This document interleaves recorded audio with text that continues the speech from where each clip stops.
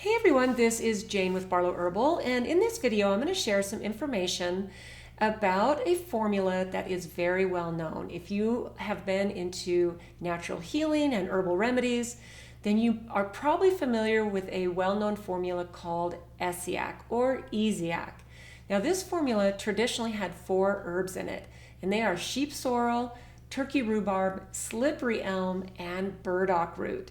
And these all individually have amazing medicinal benefits and healing properties that are amazing for human beings. Now, the information that I'm going to share with you in this video is not meant to be medical advice. This is based on my own opinion and my own experience and research when it comes to using herbal remedies for myself and my family. So please know that this is meant to educate you and entertain you and is not meant to be medical advice. So this formula with these 4 herbs in it has been around and known and used for more than 100 years. So if you've been into natural healing and herbal remedies, and this is something that you are familiar with, then this is going to be one of those formulas that is very familiar to you. Now, this was put together by a Canadian nurse. Her name was Renee Casey. Some people pronounce her name Reen, is spelled R-E-N-E, and Casey. Now, Essiac is her last name spelled backwards. And if many of you that are familiar with this know that, then yeah, right, give a thumbs up for that, because this is a very well-known recipe. Now, in the late 1960s, my dad was able to work with her. And after he worked with her, he formulated in his normal tincture style, he formulated these 4 herbs into a tincture, and he added 2 additional herbs based on his knowledge of herbal medicine and the properties that herbal medicine and herbs contain. They are bloodroot and watercress. So what I'm going to do is I'm going to go through these each individually and give you a brief little, I've written some notes here, but I'm going to give you a brief little rundown on what these herbs have been historically known for and used for. So let's just go through the first 4 that are in the original formula by Renee Casey. First is sheep sorrel. Now, it's traditionally used as a diuretic, a digestive aid, and to support the immune system. Now, it contains antioxidants like flavonoids and vitamin A and C. You know, so many plants have so many benefits, and they contain vitamins and minerals that we get in trace amounts by simply adding some of these things into our diet, right? Some of its health promoting properties are it's anti-inflammatory, antibacterial, and potentially has anti-cancer properties due to its high antioxidant content. This is very well known. It's commonly used to treat conditions like urinary tract infection, fevers, and digestive issues. Now, the Native American tribes use sheep sorrel for various things like scurvy and fevers. And the scurvy, of course, because it's naturally high in vitamin C, which is amazing, right? And I believe you can actually get sheep sorrel not just only as a single, but in a tea, I believe. I've never had sheep sorrel tea, and I don't even really know what that tastes like, because some of these herbs that are pretty hardcore like this, hardcore meaning they're not really well known and used very routinely, like things like echinacea, makes them a little bit more on the outskirts of people who use herbal remedies and herbal medicine a little more routinely in their lives. Okay, so then the second one is turkey rhubarb. This one actually has really, really beautiful color. I've tinctured this for many, many, many years, and it's got this vibrant yellow, beautiful yellow color, and it's because of all the things that it contains. So some of its medicinal benefits are it is known for its laxative properties, relieve constipation, and promote healthy bowel movements, which is awesome, right? It's also known for supporting your digestive health, because we know that our digestion starts in the mouth, goes to the stomach, moves all the way through your whole intestinal tract, and the digestive process is extremely important in us being able to absorb nutrients from our food and get all the benefits of the things that we consume, right? It's also known in traditional Chinese medicine for help with gastrointestinal issues. In folklore and historical use, it is used for a purgative and to treat digestive complaints. So digestion is big for turkey rhubarb. Now slippery elm. Slippery elm I love and I've been using for a long time. In fact, slippery elm is really good with cayenne pepper because it contains a substance called mucilage, which helps coat the stomach. And if you're taking cayenne pepper, it can actually help so that you don't feel that little bit of heat when you are taking cayenne pepper. Now, the heat of cayenne pepper is not going to hurt you. It just might be a little bit uncomfortable. But slippery elm has this beautiful compound called mucilage, which helps with that. So it's used to alleviate sore throats, coughs, and gastrointestinal issues as well. Its health promoting mucilage coats and soothes the digestive tract, making it helpful for conditions like gastritis and acid reflux.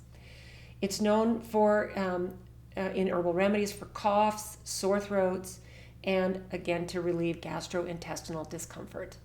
Really amazing. In traditional folklore and used by the Native Americans, they used it for wounds, burns, and various intestinal internal complaints. Burdock root is known as a detoxifying herb. It's good for liver health, kidney function, and has powerful anti-inflammatory properties. Its health promoting properties are it's rich in antioxidant, helps remove toxins from the body, and it also supports skin health, which is great. Our skin is our largest organ, right? It's good to think about your skin health. Folklore, it was used in Chinese traditional medicine and by Native Americans for various health concerns. So it's been around like most herbs and used by most people that have walked on the earth for centuries. All of these herbs have, right? And a lot of them have deep, rich history based on Chinese medicine, Native American tradition, many indigenous cultures, people with, you went to your medicine man and they would brew up a concoction for you and there you go. There's so much power in natural remedies. Now two things that my dad added to this formula were bloodroot and watercress. Now bloodroot actually contains powerful anti-inflammatory and antimicrobial properties and potentially anti-cancer properties. So this is something to definitely research. Now the thing with bloodroot is you need it only in very, very tiny amounts to get the benefits from it. So health promoting properties when it's used topically for skin conditions and internally in very small doses due to its potency. And if you do any kind of research on bloodroot, you will find this, right?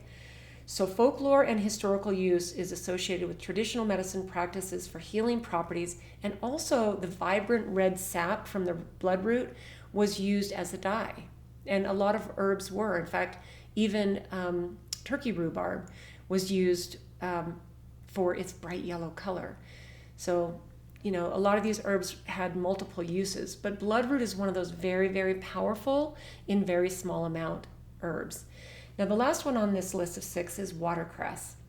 Now, watercress is high in vitamin A, C, and K, and it's full of minerals and antioxidants. It supports immune function, bone health, and skin health. All of these things in watercress. It's also known for its anti-cancer properties. It supports cardiovascular health and aids in digestion. Watercress is one of those things that is used a lot for culinary use. You could throw it on a salad. You could use it as a garnish. Adding watercress to your diet is super easy. It's super tasty, and the benefits that you get are enormous. Just adding watercress to your food and your dishes. And what I would suggest, if you can, is add watercress fresh. And it's easy. It's easy to get, and it's very easy to grow in your garden. You can grow it in a pot. You can grow it in the garden. So it's something you can have in your house. Even if you live in a place where you get harsh winters, you can always grow watercress in your house, which is amazing. So it's used as a salad green, added to sandwiches, used in stews, and it's got a peppery flavor and tons of nutritional benefits. So this is, again, something like if you're using things like basil and rosemary and thyme, these are all really fun herbs and really well-known herbs to use in your cooking. But watercress is one of those things that's especially amazing to add to salads because it's kind of like arugula that has that peppery taste. It's got a light peppery flavor to it. It's really delicious. Now, folklore and historical use, it was used by the Greeks and the Romans for its medicinal properties and used as a diuretic and to treat scurvy, right? Now, the reason I wanted to tell you about these 6 herbs is that we've actually been making, for a long time, the tincture that my dad formulated, we've been making the tincture of Essiac for 40 years. And I've been going for 22 years by myself. My dad passed away 26 years ago. If you're watching this in April of 2024, when I'm making this as hopefully a timeless video, that we've been making this for a long time. Now, a couple of months ago, probably about 3 months ago, I listened to my intuition. I listen to the downloads I get. My higher self gives me guidance and creativity all the time. And it's very rare that I don't pay attention. So I actually had this very, very vivid dream about 3 months ago about putting these 6 herbs, infusing them into oils, and then putting them into some skin products. Because as you know, your skin as your largest organ takes a lot of abuse. We get sometimes a lot of sun exposure. We get exposed to things that are toxic.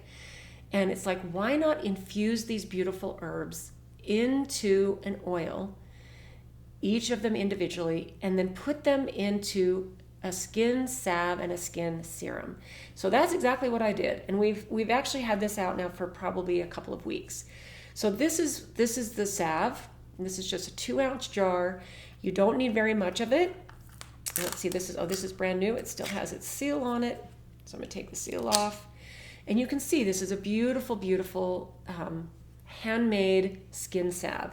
Now this, just opening this, the scent is so amazing because the essential oils that we use in this are frankincense and lavender. And both of these have powerful, powerful properties for skin health. In fact, here's what's in the salve. We use coconut oil, shea butter, beeswax, vitamin E. We always add vitamin E to our skin products because it acts as a natural preservative. And then this has burdock root, slippery elm, turkey rhubarb, sheep sorrel, bloodroot, and watercress, all infused into an oil. Now, I wanted to share this bit of information with you about the amounts of the bloodroot. Now, this particular recipe and the amounts that I've got this in, when we make up a batch of this, it makes almost exactly 1 gallon of this salve. And in this gallon, there is literally 1 tablespoon of oil-infused bloodroot. So the amount is very, very small because if you remember what I talked about earlier, you don't need very much bloodroot because it's very potent. And so you're getting almost a homeopathic level of bloodroot in this blend. And the other herbs are in there in higher amounts because they're necessary in higher amounts and they're perfectly amazing in higher amounts. Now, I also formulated this into a skin serum. And the reason I did this is because if you think about where you might want to use this, you might want to use this in places that have large areas of exposure. So say you're a person who's had lots and lots of years of overexposure, sunburns on your shoulders, your back, top of your head, maybe your neck, wherever. Then this is something that you can take and spread. A little goes a long way over large areas of your body. Okay, so this is what's formulated in this. Now I did use coconut oil in this, but we made it fractionated. So there's no solid oils, no solid coconut oil in this, and there's no solid oils. We've got fractionated coconut oil, hemp seed oil, jojoba oil, black cumin seed oil, apricot kernel oil, pumpkin seed oil, calendula oil, grapeseed, avocado, and then again, vitamin E. We add vitamin E, which is not only there for all its healing properties, but it's there because it acts as a natural preservative, preserving your oils, right? Without chemicals or anything harmful. And then we take those 6 herbs, and again, this makes about the same. It makes about 1 gallon of this, okay? And we add literally 1 tablespoon of just the bloodroot. The others have a higher amount. But this beautiful blend. I'm actually so excited to bring this out. So this one also has lavender and frankincense essential oil. So if you have any questions about anything that I've just described in here, I do want to say at the end of this, please know that these are all meant to educate you and entertain you. Nothing that I talked about in this video is meant to be medical advice. If you have a condition that needs to be looked at by a health professional, please seek medical attention. That is going to be the best way for you to move forward and see exactly what's going on with you and find the best path for you. So please know that this is based on my own experience and my own research and is my opinion. So I hope this provides some good information about what these plants do, the medicinal properties that they have, and how they might benefit you in your life. So please let me know if you have any questions, and we'll see you in the next one.